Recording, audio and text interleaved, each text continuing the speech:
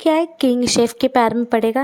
Hyeon जी Hyeon एक बहुत talented modern French cuisine chef है जो एक सोलर एक्लिप्स और एक पुरानी किताब की वजह से वो अचानक जॉनसन एरा में पहुंच जाती है। वहाँ उसका सामना किंग यीहुन से होता है जो टेस्ट के मामले में बेहद सेंसिटिव है लेकिन रूलिंग के मामले में टायरेंट माना जाता है। किंग के साथ इनिशियली मिसअंडरस्टैंडिंग होती है। किंग सोचता है कि वो किसी भूत या अनजान शक्ति की महिला है। जियोंग अपनी चीजें यानी बटर एंड गोचुजांग आदि इस्तेमाल करके खाना बनाती है और वो खा के किंग को अपनी माँ की याद आती है। जियोंग को पैलेस में रहने के लिए जगह मिलती है। साथ ही सियोगिलगिम से उसकी दोस्ती होती है। जियोंग पैलेस के नियमों और परंपराओं से जूझती है। किंग की भी अपनी शाही कठोरता दिखाई देती है। मोकजू यानी किंग की कॉन्क्यूबिन और जेसांग यानी किंग का अंकल की सस्पिशियस गतिविधियां शुरू होती है। जियोंग धीरे धीरे रॉयल किचन में अपनी कुकिंग से अपनी पहचान बनाती है।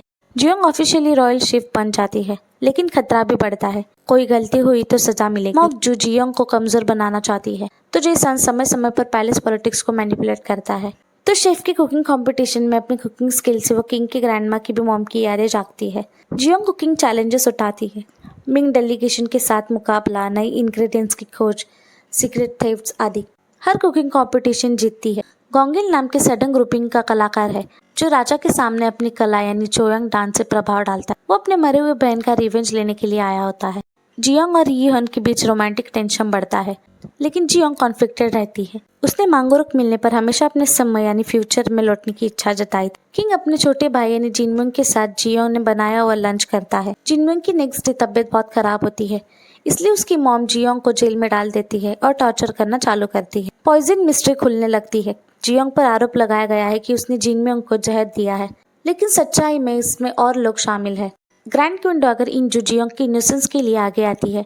किंग स्वयं इन्वेस्टिगेशन करता है। जेसंग का नाम आगे आता है लेकिन जियोंग की हेल्प से जिनमुंग ठीक हो जाता है। यीहुन जियोंग को प्रपोज करता है। उनका रिलेशनशिप गहरा होने लगता है। जियोंग के भावुक होने के बावजूद भी वो हेजिटेट है क्योंकि उसका टाइम स्लिप अभी भी एक अनसॉल्व मिस्ट्री है। प्रिंस जेसन की साजिशें पूरी तरह से खुलती है।